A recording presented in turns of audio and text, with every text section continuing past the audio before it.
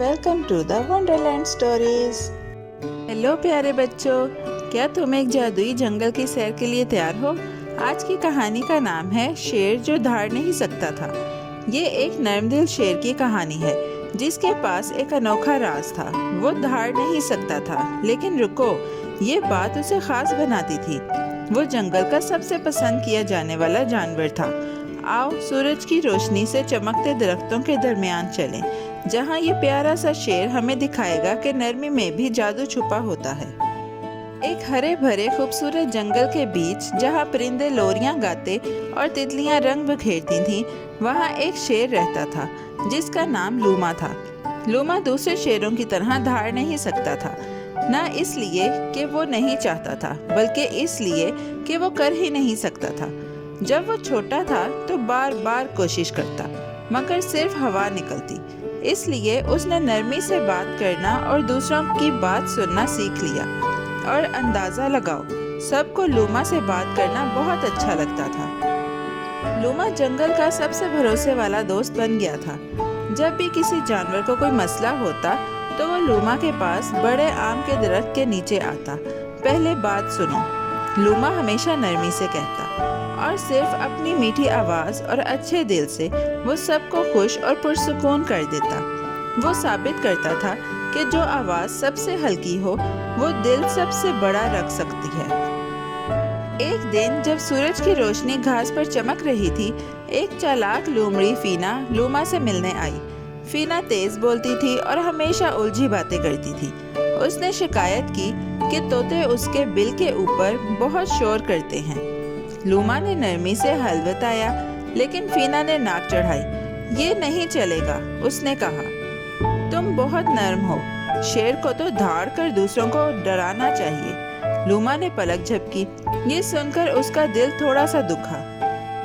فینا کی باتیں لوما کے دل میں ایک چھوٹے پتھر کی طرح چبھتی رہیں۔ شاید وہ ٹھیک کہہ رہی ہے، اس نے سوچا۔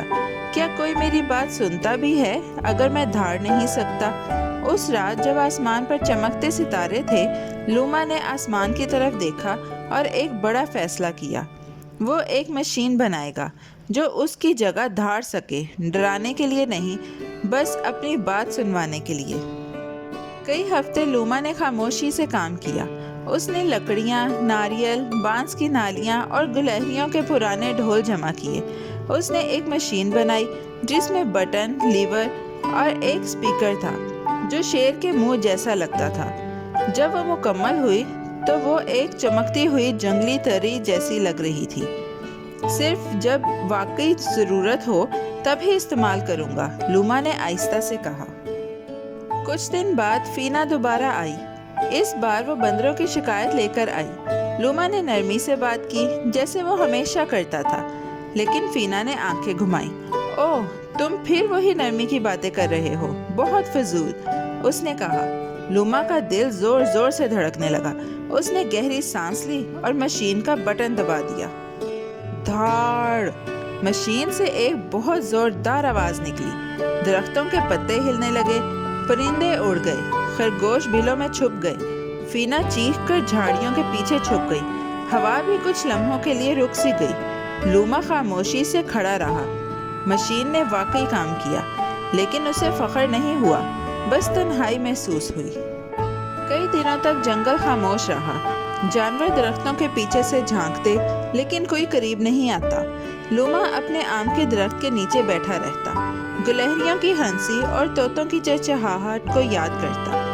اس کا مقصد کسی کو ڈرانا نہیں تھا۔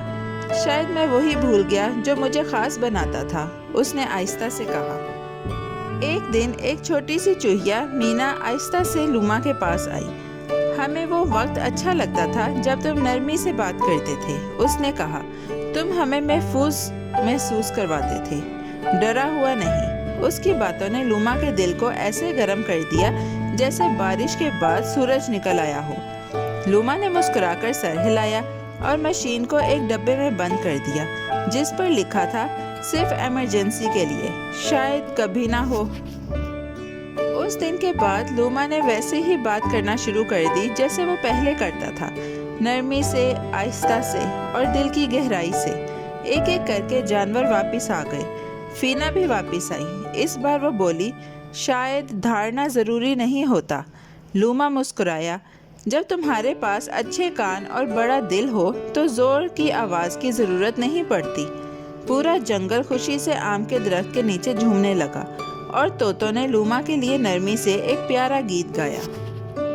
तो प्यारे बच्चों, लूमा ने कभी दोबारा धाड़ने की कोशिश नहीं की, मशीन से भी नहीं। उसने सीखा कि सुने जाने के लिए आवाज़ का ऊंचा होना ज़रूरी नहीं। सच्चाई, नरमी और प्यार ही सबसे बड़ी ताकत होते हैं। इसकी खामोश हिम्मत ने पूरे जंगल को फिर से जोड़ दिया। और याद रखो, बहादुर दिल और प्यारी बातें ही दुनिया को खूबसूरत बनाती हैं, बगैर धाड़ के भी। मेरे बच्चों, कैसी लगी आपको ये कहानी? ऐसी ही मज़ेदार कहानियाँ सुनने के लिए हमारे चैनल को लाइक, सब्सक्राइब और शेयर करना मत भूलिएगा। Bye bye.